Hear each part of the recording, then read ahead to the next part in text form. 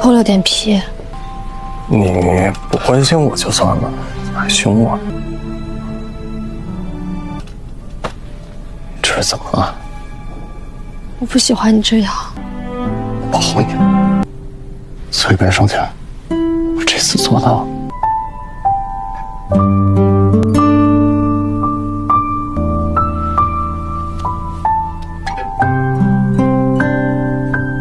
Masih dilanda rasa khawatir dan rasa cemas yang tak menentu, Sang Yan segera menyetir untuk menjemput Wen Yifan di kantornya.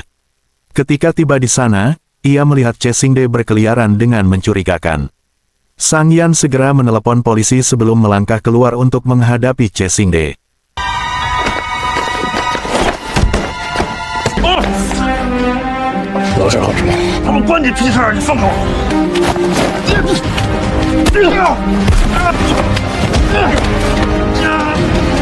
Selama perkelahian itu, Che Xingde menebas Sang Yan beberapa kali dengan pisau. Khawatir Sang Yan tidak datang tepat waktu, Wen Yifan meneleponnya, hanya untuk mengetahui bahwa ia telah ditikam dan sekarang berada di rumah sakit pusat kota Nanwu. Karena panik, Wen Yifan bergegas ke rumah sakit seperti orang gila. Dalam perjalanan, ia menerima telepon dari Sang Yan, meyakinkannya bahwa ia baik-baik saja, dan Che Xingde telah mengalami hal terburuk. Pada saat Wen Yifan tiba di rumah sakit, Sang Yan baru saja selesai memberikan pernyataannya. Melihat tangannya dijahit dengan 8 jahitan, Wen Yifan sangat marah sekaligus tertekan.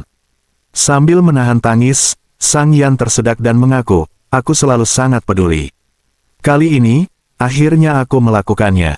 Akhirnya aku melindungimu dan menarikmu keluar dari rasa sakit dan keputusasaanmu. Aku sangat senang telah melakukannya." 我没事，走吧。你慢点儿，受伤了也还是嘴那么贫。不然呢？在这儿度假。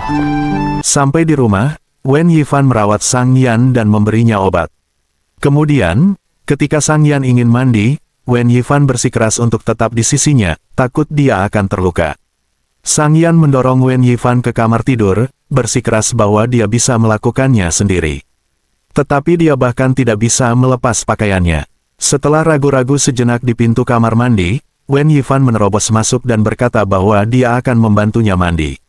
Wen Yifan membantu membersihkan tubuh Sang Yan, tetapi tepat saat dia akan bergerak lebih rendah, Sang Yan menghentikannya, berkata, "Kamu tidak takut, tetapi aku takut."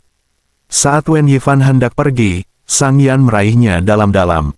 Dengan kerjasama Wen Yifan, hal itu menjadi lebih intens. Che Xingde secara resmi ditempatkan di bawah tahanan kriminal. Beban berat yang telah mencekik Wen Yifan selama bertahun-tahun akhirnya terangkat. Ketika dia menyiarkan berita hari itu, suaranya sedikit bergetar karena emosi.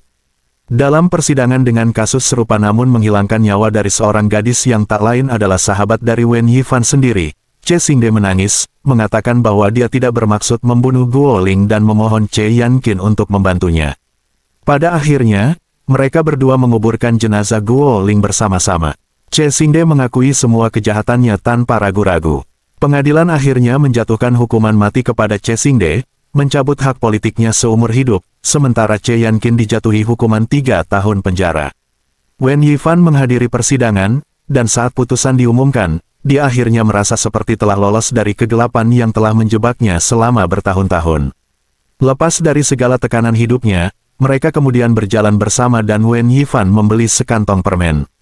Setelah menggigitnya, ia mengatakan bahwa rasanya tidak terlalu manis tetapi memiliki rasa susu yang kuat. Sang Yan menatapnya dan berkata, "Aku juga ingin mencobanya," lalu langsung mencondongkan tubuh.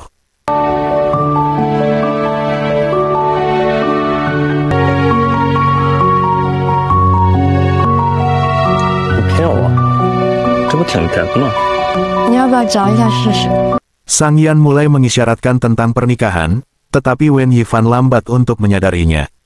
Melihat reaksinya yang tidak mengerti, Sang Yan tersenyum tak berdaya dan berkata, "Selain mengubah orang yang akan kunikahi, aku akan mendukungmu dalam apapun yang ingin kau lakukan.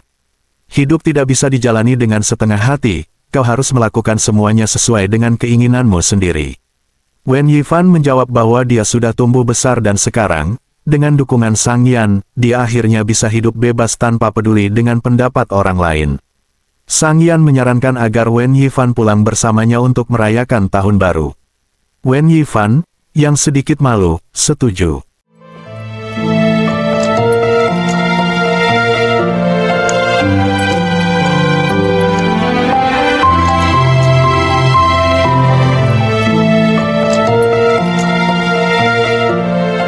Seumur hidupnya, akhirnya dia merasakan sebuah kebebasan dari segala tekanan.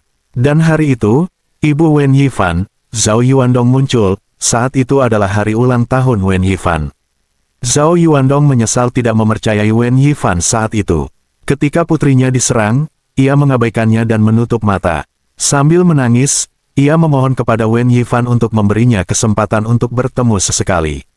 Wen Yifan mengingat semua hal dari masa lalu. Ayahnya baru saja meninggal saat Zhao Yuandong hamil dengan anak Paman Zheng. Semua yang dilakukan Zhao Yuandong saat itu sangat menyakitkan. Zhao Yuandong mengakui bahwa Paman Zheng sekarang berselingkuh. Melihat punggung Zhao Yuandong saat dia berjalan pergi, Wen Yifan tiba-tiba merasa sedikit kasihan padanya. Dia memberitahu Zhao Yuandong bahwa setelah pertemuan ini, dia akan menghapus semua informasi kontaknya dan menganggap dirinya sebagai seseorang yang telah dibunuh oleh Che Xingde.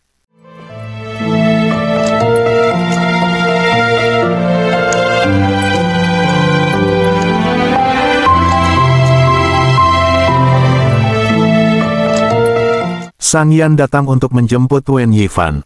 Wen Yifan berkata dia ingin mengucapkan selamat ulang tahun. Jika musim panas mendatang masih terasa sepanjang musim panas ini, dia berharap Sang Yan akan melamarnya. Sang Yan dengan senang hati menyetujuinya. Keinginannya yang lain adalah agar Sang Yan menggendongnya di punggungnya. Tanpa ragu, Sang Yan berjongkok, dan Wen Yifan naik ke punggungnya sesuai keinginannya. Melihat sosok Zhao Yuandong yang semakin memudar, Wen Yifan menangis dan berkata bahwa tidak ada seorang pun yang mencintainya lagi kecuali Sang Yan. Sang Yan dengan tegas mengatakan kepadanya bahwa dia hanya mencintainya.